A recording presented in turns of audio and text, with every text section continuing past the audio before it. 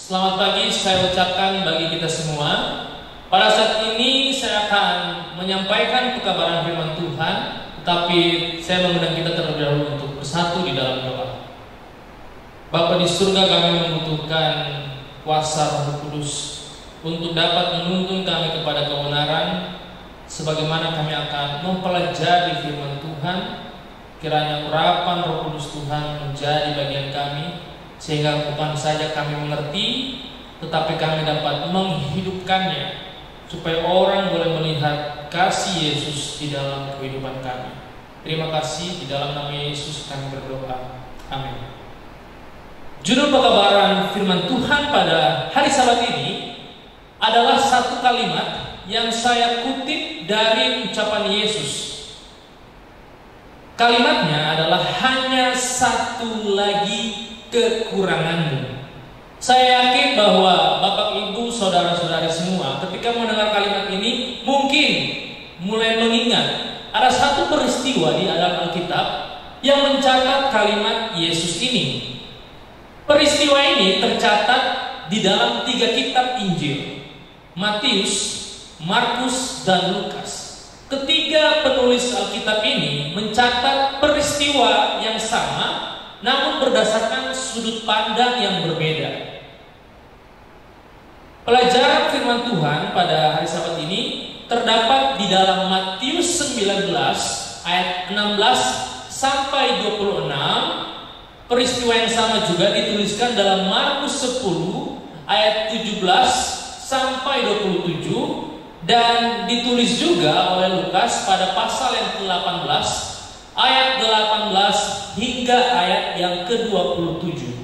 Secara garis besar, peristiwa ini bisa menjadi pelajaran yang menarik bagi kita semua yang menyaksikan khotbah pada Sabat hari ini, karena di peristiwa ini ada seorang pemuda yang merasa dirinya sempurna, merasa bahwa dirinya telah menuruti segala perintah Tuhan. Tapi Yesus katakan hanya satu lagi kekurangan. Banyak kalangan umat Advent yang saya lihat sama seperti seorang yang diceritakan pada ketiga kitab Injil ini, merasa bahwa dirinya lebih baik, merasa bahwa dirinya lebih hebat, merasa bahwa dirinya lebih suci karena lebih menuruti segala perintah Tuhan. Tetapi pada hari ini kita akan melihat satu cerita yang membuat hati kita menjadi rendah hati, membuat kita untuk menjadi lebih sadar akan kekurangan kita, sehingga kita selalu berserah kepada Tuhan karena kita masih memiliki banyak kekurangan. Baik, pada zaman Yesus bersama para murid sering berpergian ke beberapa tempat dalam penginjilan dan pelayanan Yesus. Lalu pada satu saat, tiba-tiba datanglah seorang berlari-lari mendapatkan Yesus dan sambil bertelut di hadapan Yesus. Bapak Ibu semua boleh melihat peristiwa ini pada Markus 10 ayat 17. Ada seorang yang berlari-lari bertemu Yesus. Pada saat bertemu dengan Yesus, ia bertelut. Lalu Lukas mencatat bahwa orang yang berlari dan bertelut ini adalah seorang pemimpin yang sangat kaya.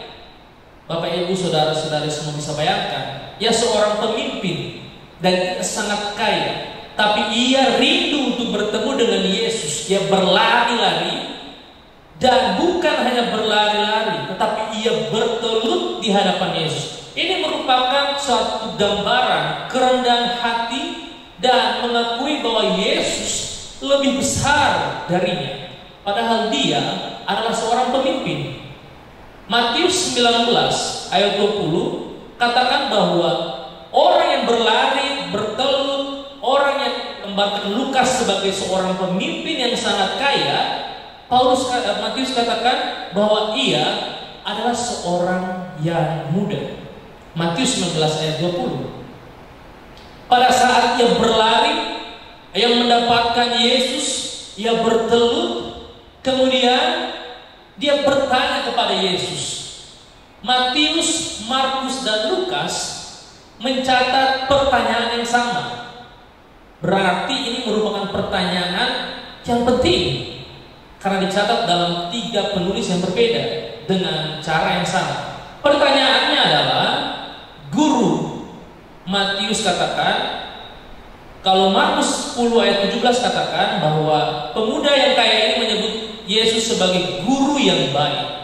Pertanyaannya yang disampaikan oleh seorang ini kepada Yesus adalah, perbuatan baik apakah yang harus kuperbuat untuk memperoleh hidup yang kekal?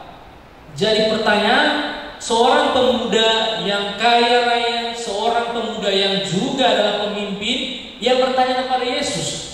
Pertama, ia mengakui Yesus sebagai guru. Kedua, dia bertanya, bagaimana, apa yang harus saya lakukan untuk memperoleh hidup yang kekal? Saya yakin bahwa pertanyaan ini juga menjadi bagian dari kita. Kita juga pastinya bertanya kepada Yesus, atau bertanya kepada pendeta, atau bertanya kepada seorang Kristen yang kita kenal baik. Kita bertanya bagaimana caranya supaya kita memperoleh hidup yang kekal. Lalu Yesus menjawab, saya kutip dalam Matius 19 ayat 17 sampai ayat yang ke-18. Yesus katakan, tetapi jikalau engkau ingin masuk ke dalam hidup, kata hidup ini adalah jawaban dari hidup yang kekal, memperoleh keselamatan. Lalu Yesus tambahkan, turutilah segala perintah Allah. Saya ulangi, Yesus menjawab kepada seorang pemuda pemimpin yang kaya ini, turutilah segala perintah Allah. Kemudian orang itu bertanya lagi kepada Yesus, perintah yang mana? Kalau kita melihat Matius 19, pada kalimat perintah Allah, kata Yunani yang digunakan di sana adalah nomos. Dan kata ini menjelaskan hukum Taurat. Mungkin saja seorang pemuda ini kebingungan, hukum Taurat mana yang harus dilakukan? Karena kalau kita mempelajari Alkitab secara mendalam, maka akan ditemukan bahwa hukum Taurat itu terbagi-bagi menjadi beberapa bagian. Kemudian Yesus menjelaskan bahwa hukum Taurat yang dimaksudkan oleh Yesus adalah ke-10 firman Tuhan. Matius 19 ayat 18, Markus 10 ayat 19, Lukas 10 ayat 20. Yesus katakan di sana, jangan berzina, jangan membunuh, jangan mencuri, jangan mengucapkan saksi dusta, jangan mengurangi hak orang, hormatilah ayah dan ibumu. Yesus menunjuk kepada 10 perintah Tuhan sebagai satu hal yang harus dituruti oleh pemuda yang adalah pemimpin yang kaya ini untuk memperoleh hidup yang kekal. Tapi apa respon seorang pemuda yang kaya ini? Ia katakan dalam catatan Matius 19 ayat 20, Markus 10 ayat 20, dan Lukas 18 ayat 21, seorang pemuda ini katakan bahwa semuanya itu telah kuturuti. Artinya 10 perintah yang Tuhan Yesus maksudkan telah dituruti oleh seorang pemuda pemimpin yang kaya ini. Bukankah sama juga seperti kita? 10 perintah Tuhan sering sekali kita katakan bahwa saya telah menuruti 10 perintah Tuhan. Pemuda ini juga berkata demikian, semuanya telah kuturuti. Bahkan Markus dan Lukas catatkan kalimat ini ditambahkan oleh mereka. Mereka menyampaikan bahwa pemuda ini katakan semuanya itu telah kuturuti sejak masa mudaku.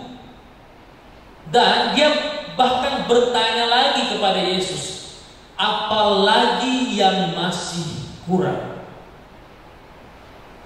Kemudian Yesus menjawab pertanyaan pemuda ini, apalagi yang masih kurang? Markus 10 ayat yang ke-21. Tetapi Yesus memandang dia dan menaruh kasih kepadanya, lalu berkata kepadanya, hanya satu lagi kekuranganmu. Pergilah, jualah apa yang kau miliki. Ingat bahwa pemuda ini adalah seorang pemimpin yang kaya. Yesus perintahkan dia untuk pergi dan menjual apa yang ia miliki. Setelah ia menjual apa yang ia miliki, hasilnya itu Yesus perintahkan juga untuk diberikan kepada orang miskin. Yesus katakan, dan berikanlah itu kepada orang-orang miskin, maka engkau akan beroleh harta di sorga.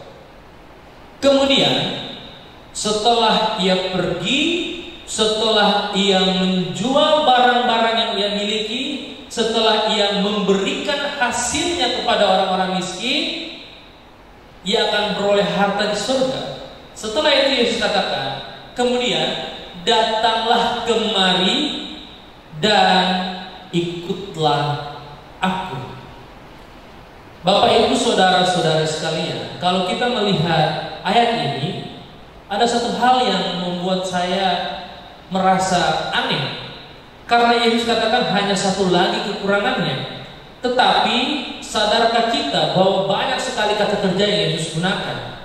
Pergi, jual, berikan, beroleh, datang, dan ikut Yesus. Ini merupakan suatu paket yang lengkap. Mungkin kita sudah pergi dan menjual apa yang kita miliki, tapi kita belum memberikannya kepada orang-orang di sekitar kita. Atau mungkin juga kita sudah sampai di tahap memberikan, tetapi kita belum datang kepada Yesus. Atau mungkin kita sudah datang juga kepada Yesus, tapi kita belum mengikuti Yesus. Satu pelajaran yang menarik dari apa yang Yesus ucapkan. Setelah kita pergi, kita harus menjual apa yang kita miliki, harus kita berikan, kemudian kita datang lagi bertemu dengan Yesus, dan kita mengikuti Yesus. Bapak Ibu saudara-saudara sekalian, Matius 19 ayat 22 katakan, ketika orang muda itu mendengar perkataan itu, perkataan Yesus yang tadi kita bacakan, kemudian Matius catatkan, pergilah ia dengan sedih, sebab banyak hartanya. Markus 10 ayat 20. Mendengar perkataan itu, ia menjadi kecewa, lalu pergi dengan sedih, sebab banyak hartanya. Lukas 18 ayat 23. Ketika orang itu mendengar perkataan itu, ia menjadi amat sedih, sebab ia sangat kaya. Apa yang disampaikan menjadi sesuatu yang membuat seorang pemuda yang adalah juga pemimpin yang kaya menjadi sedih, bahkan kecewa. Tapi ia pergi, dan bukan pergi untuk menuruti perintah Yesus, tetapi pergi karena perintah Yesus terlalu berat baginya. Akhirnya seorang pemuda ini yang tadinya berlari-lari bertemu Yesus, yang tadinya bertelut di hadapan Yesus, yang tadinya menuruti segala perintah Tuhan, akhirnya pergi meninggalkan Yesus. Kemudian Yesus berkata kepada murid-muridnya, setelah pemuda yang kaya itu meninggalkan Yesus, Yesus bersama dengan para murid menyaksikan peristiwa ini. Kemudian Yesus memberikan pelajaran yang indah bagi para muridnya. Matius 19 ayat 23. Yesus berkata kepada murid-muridnya, "Aku berkata kepadamu, sesungguhnya sukar sekali bagi seorang kaya untuk masuk ke dalam kerajaan surga. Sekali lagi aku berkata kepadamu, lebih mudah seekor unta masuk melalui lubang jarum daripada seorang kaya masuk ke dalam kerajaan Allah." Bapak Ibu saudara-saudari sekalian, di zaman Yesus memang ada lubang jarum, pintu lubang jarum. Dan unta bisa memasuki pintu ini apabila ia menanggalkan atau ditanggalkan semua bebannya. Jadi pada zaman Yesus mereka menaiki unta dengan memberikan atau menaruh barang yang sangat banyak pada bagian tubuh unta. Tapi kalau mereka mau masuk ke dalam lubang jarum atau pintu lubang jarum, maka pengendara unta ini harus menanggalkan semua beban-beban yang diberikan kepada unta, kemudian menuntun unta itu masuk melalui pintu lubang jarum atau sebuah pintu yang kecil, kemudian barang-barang itu ditinggalkan di sana.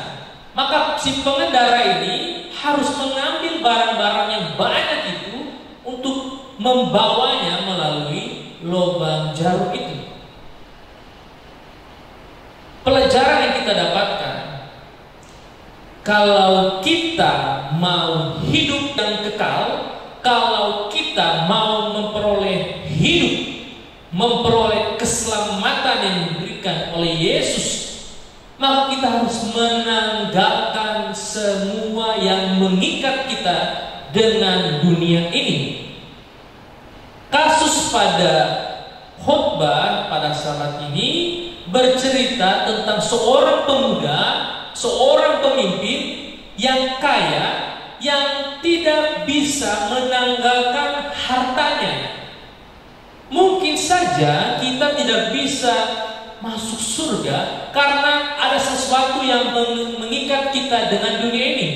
Mungkin kita tidak bisa meninggalkan jabatan kita, akhirnya kita tidak bisa memperoleh kerajaan surga. Atau mungkin bagi para pemuda, kita tidak bisa meninggalkan HP kita, kita tidak bisa meninggalkan smartphone kita.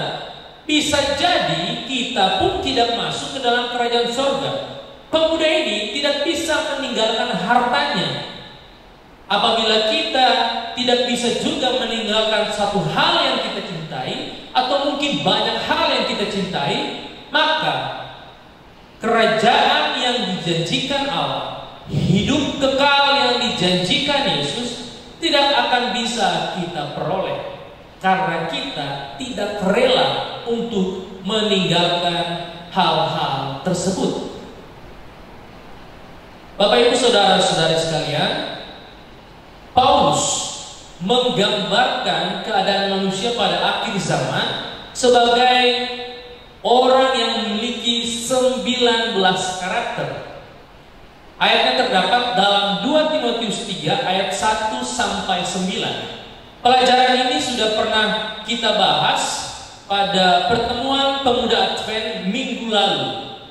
Ada 19 kriteria atau sifat manusia pada akhir zaman yang digambarkan oleh Paulus. Bisa jadi kita memiliki salah satu sifat yang akan kita lihat pada saat ini. Kalau seandainya kita memiliki satu karakter yang mengikat kita dengan dunia ini, kita berharap bahwa kita dapat meninggalkan hal-hal yang mengikat kita dengan dunia ini. 2 Timotius 3 ayat 1 sampai 9. Hal pertama yang Paulus catatkan, orang-orang pada akhir zaman akan mencintai dirinya sendiri. Yang kedua, orang-orang di akhir zaman adalah hamba-hamba uang. Yang ketiga, orang-orang di akhir zaman akan menjadi orang-orang yang suka membuang. Yang keempat, orang-orang di akhir zaman akan menjadi seseorang yang memiliki sifat menyombongkan diri. Lalu Paulus juga katakan bahwa di akhir zaman nanti akan ada banyak pemfitnah, akan ada banyak orang-orang yang menjadi pemberontak terhadap orang tua, akan ada orang-orang yang tidak tahu berterima kasih, tidak mempedulikan agama, tidak tahu mengasihi, tidak mau berdamai, suka menjelekkan orang, tidak dapat bertarak, garang, tidak suka yang baik, suka mengkhianat, tidak berpikir panjang, berlagak tahu, lebih menuruti hawa nafsu. Dan yang terakhir, orang-orang di akhir zaman adalah orang-orang yang suam kuku. Pelajaran yang disampaikan oleh Paulus mengingatkan kepada kita untuk mengintrospeksi diri kita masing-masing. Apa sifat atau apa hal yang mengikat kita dengan dunia ini? Hati-hati, jangan sampai kita menjadi sama seperti pemuda yang kaya ini. Datang kepada Yesus, berlari-lari, bertelut di hadapan Yesus. Tetapi pada saat Yesus katakan, pergi, jual hartamu, bagikan kepada orang miskin, kemudian engkau akan beroleh harta di surga. Datang lagi kepadaku dan ikutlah aku. Yang Yesus gambarkan di sini adalah tinggalkan dosa atau tindakan hal-hal yang menyaingi kesayanganmu kepada Yesus dibandingkan hal-hal lain. Kalau kita mengasihi hal lain lebih daripada Yesus, lebih daripada kerajaan Allah, maka kita tidak layak untuk berada di dalam kerajaan surga. Yesus katakan dalam Matius 5 ayat 29 sampai ayat yang ke-30, maka jika matamu yang kanan menyesatkan engkau, cungkilah dan buanglah itu, karena lebih baik bagimu jika satu dari anggota tubuhmu binasa daripada tubuhmu dengan utuh dicampakkan ke dalam neraka. Yesus kemudian tambahkan juga, jika tanganmu yang kanan menyesatkan engkau, penggalah dan buanglah itu, karena lebih baik bagimu jika satu dari anggota tubuhmu binasa daripada tubuhmu dengan utuh masuk neraka. Bapak Ibu saudara-saudari sekalian, yang Yesus maksudkan di sini adalah cari taulah di mana titik lemah imanmu. Cari taulah di mana hal-hal yang mengikat dirimu di dunia ini sehingga engkau tidak memperoleh kerajaan surga. Lalu yang Yesus katakan, ketika engkau mengetahui kelemahanmu, ketika engkau mengetahui hal-hal yang mengikatkanmu di dunia ini, maka Yesus katakan untuk membuang itu semua. Yesus katakan untuk menanggalkan itu semua. Jika kita mencintai harta kita, maka di dunia ini harus kita tanggalkan harta itu. Kalau kita menyukai jabatan kita lebih daripada Yesus, maka Yesus katakan kita harus menanggalkan jabatan itu. Jika kita mencintai gadget kita lebih daripada Yesus, maka kita harus menanggalkan gadget itu sekarang, sehingga kita bisa memperoleh hidup yang kekal. Pemuda yang kaya itu, yang digambarkan sebagai seorang pemimpin, bertemu dengan Yesus, rindu sekali untuk bertemu dengan Yesus, berlari-lari, kemudian di hadapan Yesus dia bertelut. Ini menggambarkan satu sikap dorongan hatinya untuk bertemu dengan Yesus. Ia berusaha. Saya yakin dalam situasi pandemi ini, kita juga memiliki kerinduan yang sama untuk bertemu dengan Yesus. Mungkin ketika gereja sudah terbuka, kita juga akan berlari-lari, berusaha untuk cepat-cepat datang ke gereja. Kita juga mungkin bisa jadi bertelut di hadapan Tuhan, bertelut pada saat kita bisa merasakan ibadah di gereja lagi. Mungkin kita juga sama seperti pemuda ini, telah menuruti 10 perintah Tuhan, bahkan bertanya lagi kepada Yesus, apalagi yang masih kurang? Tapi Yesus katakan bagi pemuda itu, masih ada satu kekurangan. Saya tidak tahu berapa kekurangan yang kita miliki, tapi saya yakin kita masing-masing memiliki 1 atau 2 kekurangan dalam iman kita. Dan melalui pelajaran pada hari ini, kita diingatkan untuk bertemulah dengan Yesus secara pribadi. Bertanyalah kepada Yesus apa yang menjadi kekurangan kita. Bertemu dengan Yesus dengan sungguh-sungguh, sehingga Yesus akan memberitahukan kekurangan kita. Apa artinya bertemu dengan Yesus? Baca Alkitab, berdoa secara pribadi, sehingga Tuhan akan menuntun kita untuk mengetahui di mana kesalahan kita. Lalu hal yang berikutnya, ketika kita sudah mengetahui kekurangan kita, berdoalah untuk Roh Kudus memberikan kuasa bagi kita untuk dapat menanggalkan itu semua. Jangan sampai kita menjadi sama seperti pemuda yang ketika mendengar kalimat Yesus, ia menjadi sedih, ia menjadi kecewa karena ia masih ingin memiliki harta di dunia ini.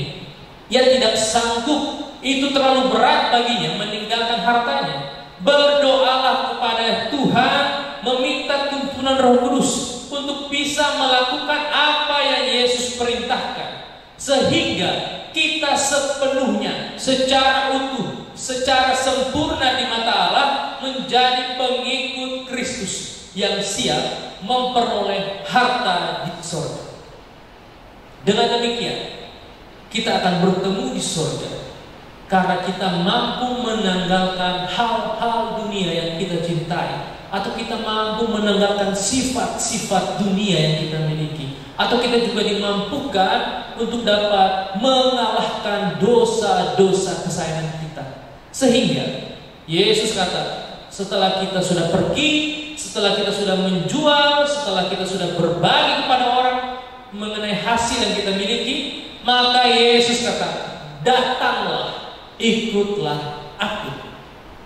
Saya berdoa agar kiranya kita semua yang menyaksikan khotbah pada Sabat hari ini dapat meninggalkan kekurangan kita, dapat meninggalkan kelemahan kita, dan kita bisa datang dan mengikut Yesus secara penuh, secara sempurna. Mari kita bersatu di dalam doa. Bapa di surga, terima kasih melalui pelajaran seorang pemuda yang juga adalah pemimpin yang kaya ini ya Tuhan, mengingatkan kita untuk mengkoreksi diri kita secara pribadi, untuk bertemu dengan Yesus secara pribadi, agar kita tahu apa kekurangan kita ya Tuhan. Oh Tuhan, bantu kami untuk dapat melakukan apa yang Yesus perintahkan. Mampukan kami untuk pergi, mampukan kami untuk menjual dan membagikan apa yang kita miliki, dan akhirnya kita bisa datang dan mengikuti Yesus sepenuhnya ya Tuhan. Kami tahu bahwa ini adalah hal yang berat, karena kami masih tinggal di dunia yang fana ini, masih menyukai hal-hal duniawi, kami masih memiliki sifat-sifat duniawi, kami masih memiliki dosa-dosa kesayangan kami ya Tuhan. Tapi kami yakin dan percaya perintah yang Yesus ucapkan itu adalah suatu perintah yang dapat dituruti oleh setiap pengikut Kristus. Sebagaimana dengan para murid ya Tuhan, mereka mampu menanggalkan apa yang mereka miliki untuk mengikut Yesus sepenuhnya. Kami berdoa ya Tuhan, agar Roh Kudus Tuhan boleh selalu menuntun kami untuk dapat menanggalkan dosa-dosa kami, untuk dapat menanggalkan kesukaan-kesukaan kami akan hal-hal fana di dunia ini ya Tuhan, sehingga kami rindu untuk memperoleh harta di surga. Kami rindu untuk memiliki hidup yang kekal itu. Dengan demikian ya Tuhan, kami dapat bersuka cita atas kesempatan yang Tuhan berikan bagi kami pada saat ini untuk dapat meninggalkan hal-hal dunia yang kita cintai, untuk dapat meninggalkan dosa-dosa kesayangan kami, untuk dapat memberikan apa yang kami miliki, sehingga kami akan bertemu di surga bersama dengan Yesus, bersama dengan anggota-anggota jemaat yang telah mengikuti Yesus secara utuh. Terima kasih ya Tuhan, ampuni dosa kami begitu banyak. Di dalam nama Yesus kami sudah berdoa.